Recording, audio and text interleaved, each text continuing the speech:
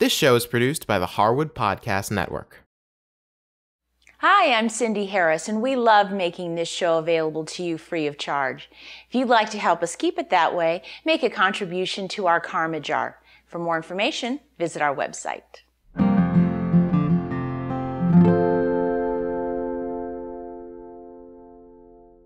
Today I'm making these delicious grilled vegetable and goat cheese wraps. You know, wraps are such a fun thing to have either for picnics or parties. In fact, last week I made them for a Live from Bay 6 shoot that we were doing, and people just flipped for them. So I wanted to share them with you today. Now the first thing you'll want to do is get your grill or barbecue ready. Now I'm going to be using my barbecue today. So I'm going to go outside, I'm going to fill a chimney with some briquettes, and I'm going to light it so that the coals get nice and hot. That takes about 25 minutes. Now when you're choosing the vegetables you want to have in these wraps, keep your mind really open. Today I'm using 3 colors of bell peppers. I have a yellow, an orange, and a red. I've got a nice sweet onion, and then I got some zucchinis, these little baby zucchinis out of the garden, and those will taste great. But you could also use asparagus, or if you had eggplant. Just think of vegetables that would taste great in a wrap. Now when it's time to get your vegetables ready to put on the barbecue, you want to think large pieces because you don't want anything falling in between the grate. We're going to be cutting these up smaller to fit our wrap once they're already cooked. But to get them cooked, let's keep them large. So for example, with my bell pepper, I'm going to cut the top off. I'm going to pop the stem out. This is a nice big piece, so I'll leave that. I'm going to take the seeds out and any of that membrane that's kind of inside. And then I'm just going to cut this in half like this. And I'm going to take these large pieces and put them in my bowl.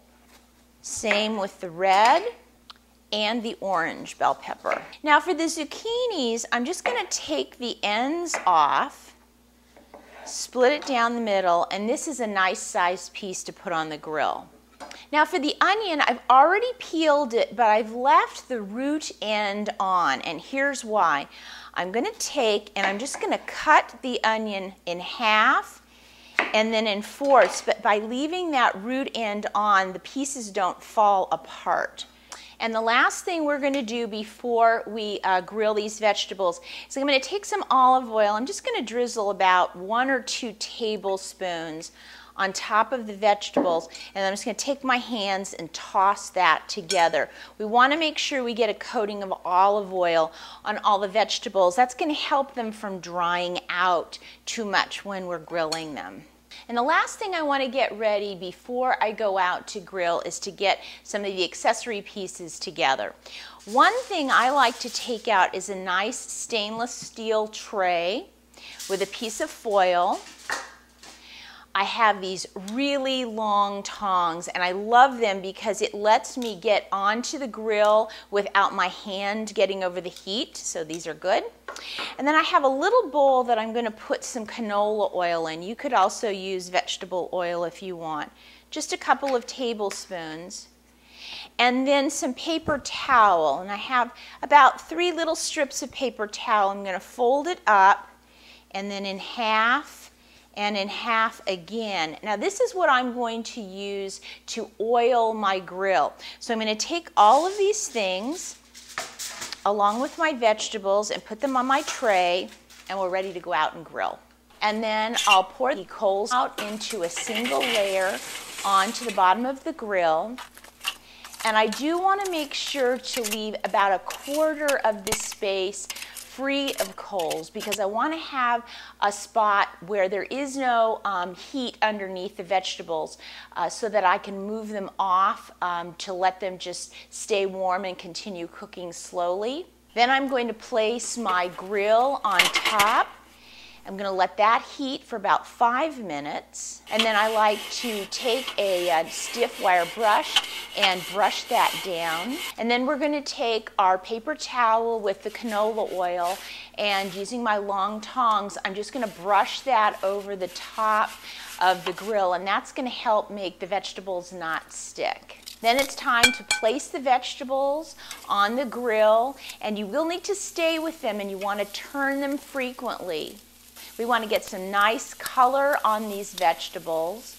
And then once they get the color, I can move them off to the side if they're not quite cooked through. And then when they are cooked through, I can just take and put them back into the bowl I brought them out in. You know, one of the things I love to have with me when I'm barbecuing is one of these little timers. I can just put it in my pocket and keep track of the coals and how long they've been on and heating up the grill.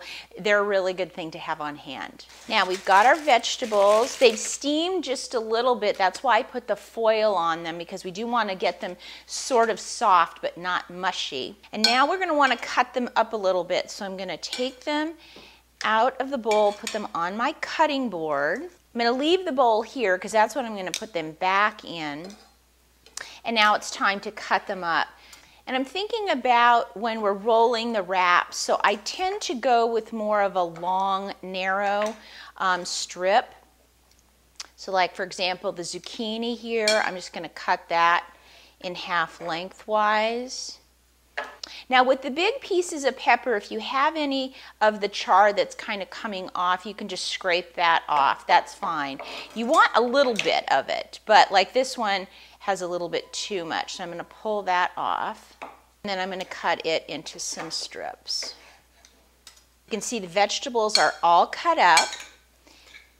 They smell fantastic. They're still warm, so we're going to go ahead and add our seasonings.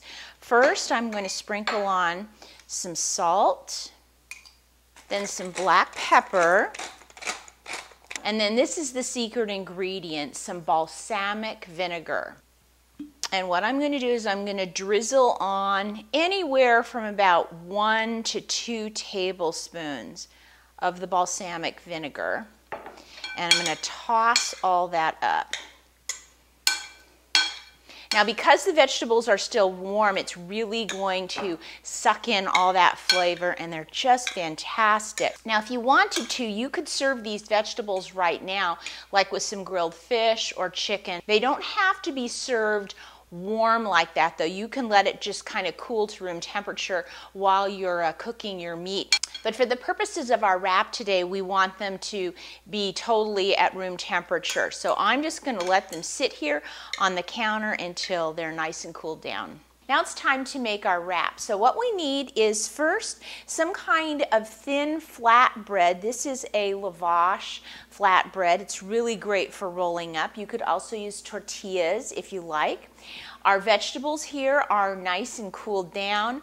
I have some fresh spinach leaves and then some goat cheese. Now I'm working on a cutting board, and since my bread is rectangular, it's kind of important the way you work with it. You'll notice I have the long side closest to me. I don't want it with the short side. I want the long side closest to me. And then I've got my spreading knife, and we're going to first start by spreading on the goat cheese. Now with the goat cheese, you want to spread a thin layer of it all the way to the very edges of the flatbread.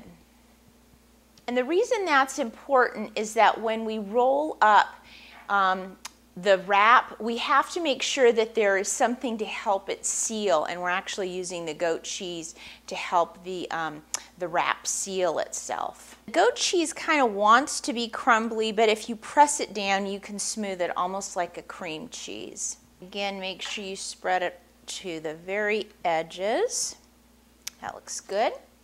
Now I'm going to take my vegetables, and because I have a variety of vegetables, I want to make sure that I get some of each of them. So as I spoon them out, I'm going to come in about 2 inches or so. I don't want to be on the very edge, and I'm not going to sprinkle them all over the top. So I'm going to take, again, I'm going to start at the very edges here.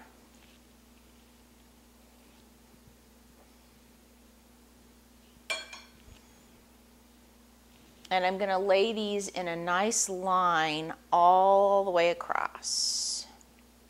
Now you'll notice I've kind of piled them up a little bit, and that's okay.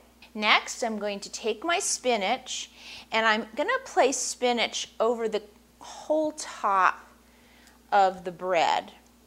And You'd be tempted to maybe have the stems stick out, but I like to have them stick in. And we're going to cover over the top of the vegetables as well. By doing this, we're going to get this nice deep green circle all around the vegetables. It looks really good when it's rolled up. Plus, it gives a really nice crunch to the wrap, and it's super healthy. So now we're going to roll up. So I'm just going to take my thumbs, and my first roll should be right over the top of those grilled vegetables. I see one of my spinach leaves is sticking out, so I'm going to kind of tuck that in. Same with any of the vegetables, but I do want to keep this rather tight as I'm rolling it.